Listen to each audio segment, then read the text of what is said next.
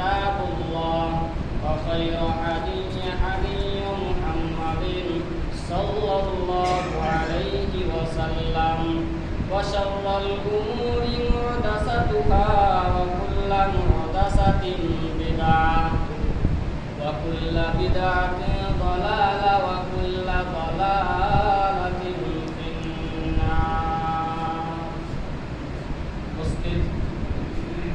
আমার সামনে বসে থাকা দিন প্রিয়, ইসলাম প্রিয় ছোট বড় ভাই সকল, সর্বাগ্যে সেই মহান আল্লাহ তাআলার দরবারে প্রশংসা জ্ঞাপন করি যে আল্লাহ আমাদেরকে প্রতি জুমার নেই আজকেও সালাতুল জুমআ আদায় করার জন্য আমাদের সকলকেই মসজিদে আসার তৌফিক এনায়েত করেছেন। সেই মহান মুনিবের দরবারে শুকরিয়া আদায় করি, সকলেই বলি আলহামদুলিল্লাহ। তারপরে পরে ধর্মের গুরু, ধর্মের নেতা মা আমিনার লাল মরুদুলাল হযরত আহমদ মুস্তাফা মুহাম্মদ মুস্তাফা, সকলে বলি সাল্লাল্লাহু আলাইহি ওয়াসাল্লাম। আজকে আমি আপনাদের সামনে যে বিষয় নিয়ে কথা বলবো সেটি হলো মওত, মৃত্যু। কারণ মওত সত্য, চিরসত্য, এটা কেউ মিথ্যা বলে ঘোষণা করতে পারেনি। অন্য ধর্মের লোককে দিয়ে যদি বলেন ভাই মরতে হবে, সেও বলবে মরতে হবে।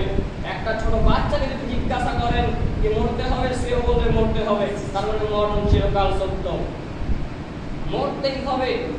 কারণ আপনি দোকানে যখন বাল্ব কিনতে যান তখন দোকানে গিয়ে বলেন ভাই গ্যারেন্টি কতদিন, ফ্যান কিনতে যান ফ্যান কিনতে চান তাও বলেন ভাই ফ্যানের গ্যারেন্টি কতদিন, লাস্টিং করবে কতদিন।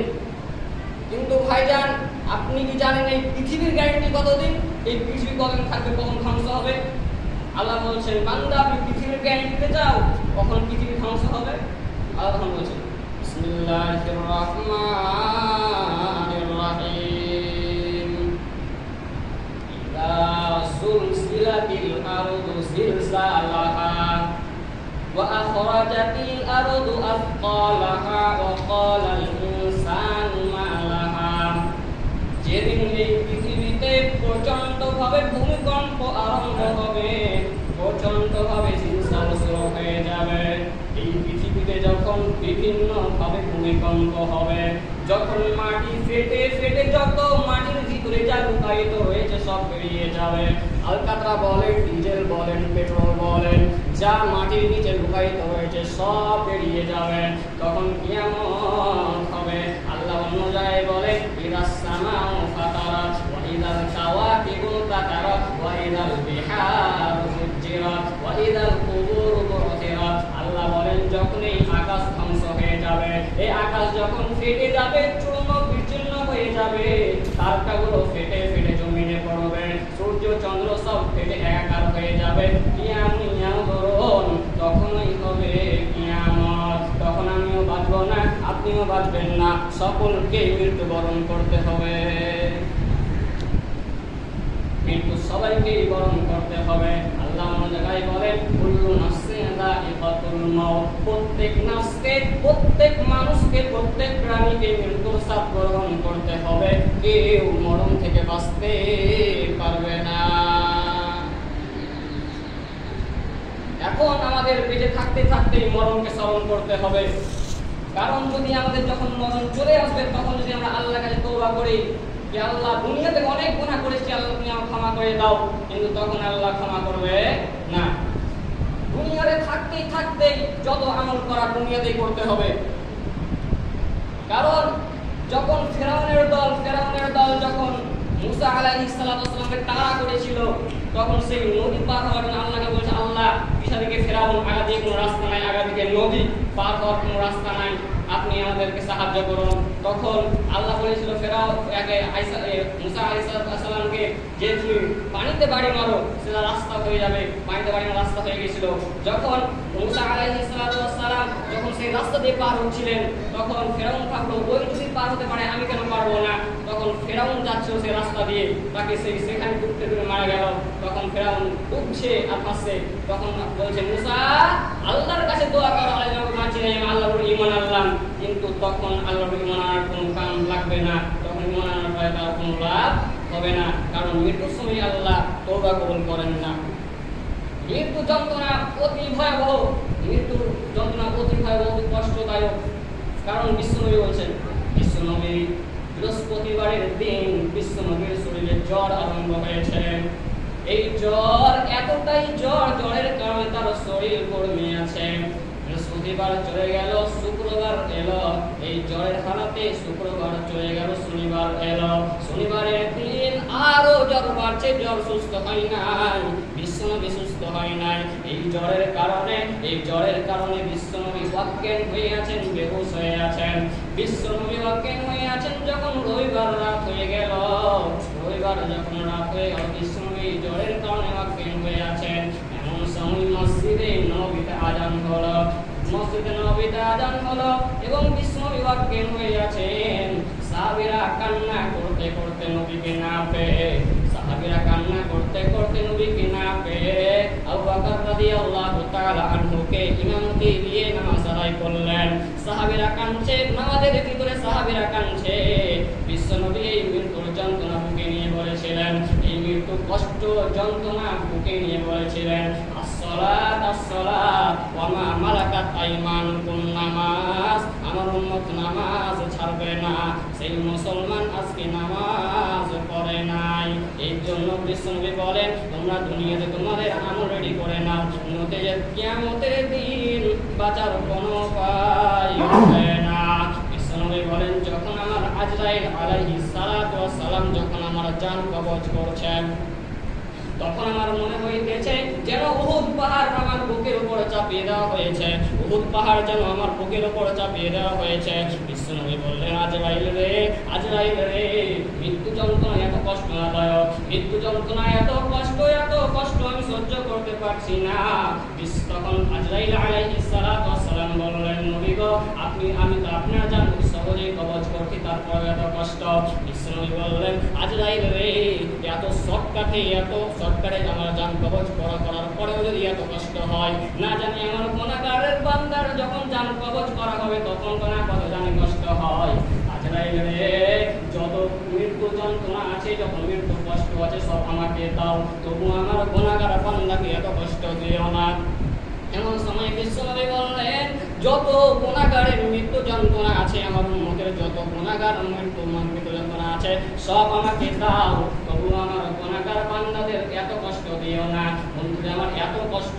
এবার চলেন দেখি মৃত্যু যন্ত্রণা কত কষ্ট।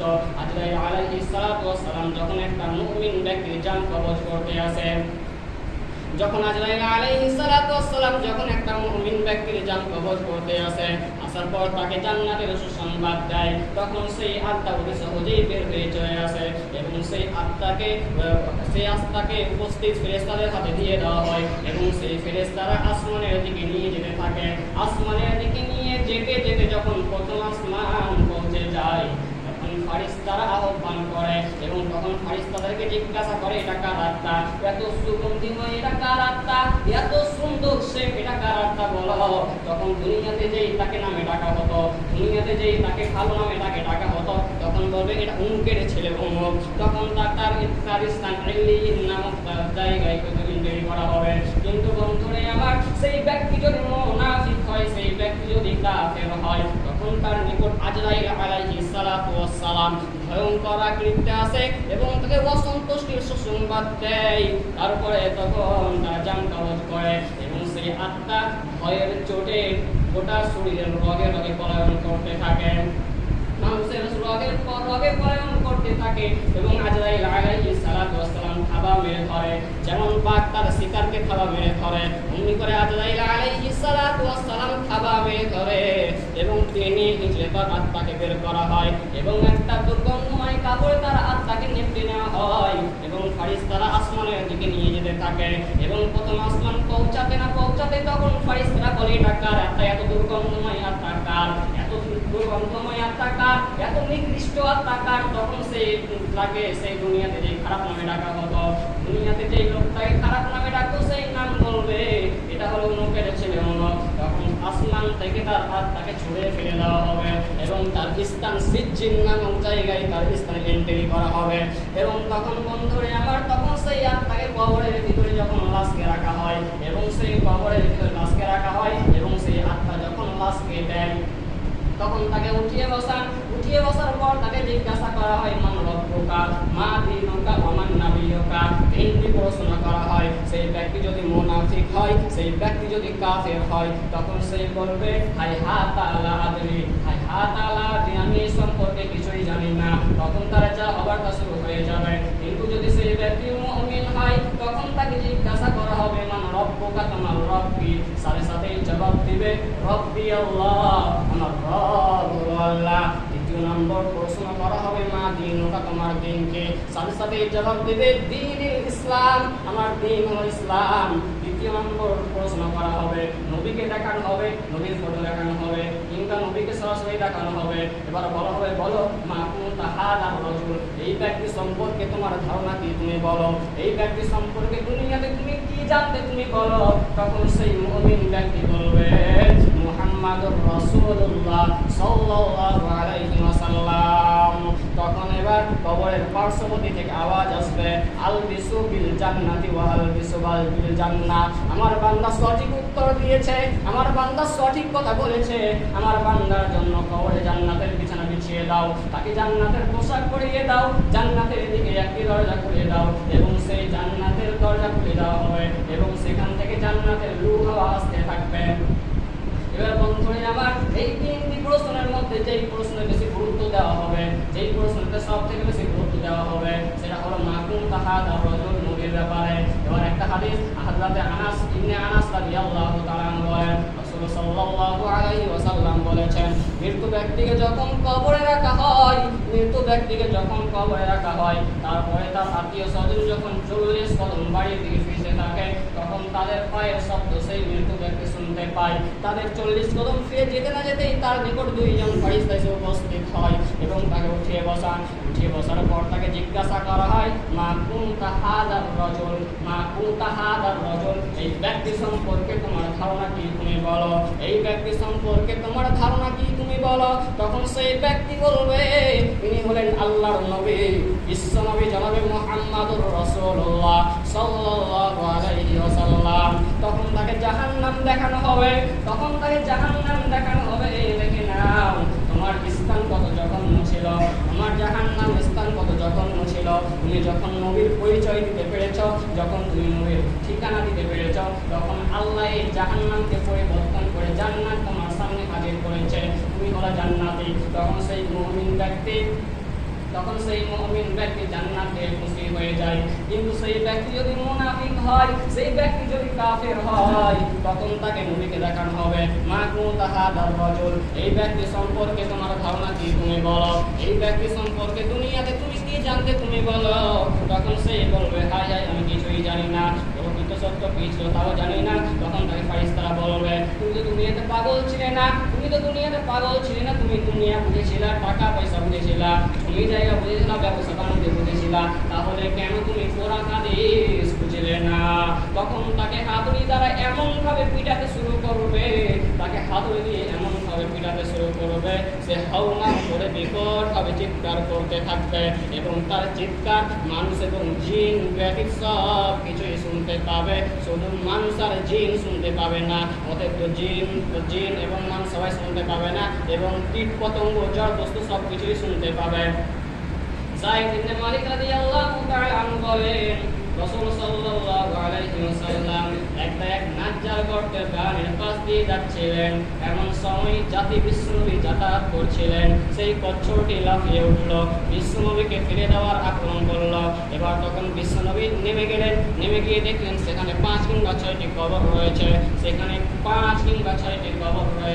এবার তখন বিশ্বনবী লোকের আগলে হয়ে বললেন এই কবরবাসীদেরকে কে চিনে তোমরা বলো, এই কবরবাসীদেরকে কে চিনে বলো। তখন লোকেরা বলল আমরা চিনি, এই লোকটা কাফের অবস্থায়, মুশরিক অবস্থায় মারা গেছে। তখন বিশ্বনবী তাদের সাথী হয়ে বললেন আমি দেখতে পাচ্ছি এই 5 কিংবা 6টি কবরে আযাব হচ্ছে, এই 5 কিংবা 6টি কবরে আযাব হচ্ছে। তখন বিশ্বনবী বললেন তোমরা সকলেই আল্লাহর নিকটে কবরের আযাব হতে পরিত্রাণ চাও। এবার বিশ্বনবী আবার বললেন তোমরা আল্লাহর কাছে সকাল সন্ধ্যা জান্নাত চাইবে এবং জাহান্নাম থেকে পরিত্রাণ চাইবে, এবং তোমরা দাজ্জালের ফিতনা হতে আল্লাহর নিকট পরিত্রাণ চাও। তোমরা গোপন এবং প্রকাশ্য কথা থেকে আল্লাহর নিকট পরিত্রাণ চাও। semacam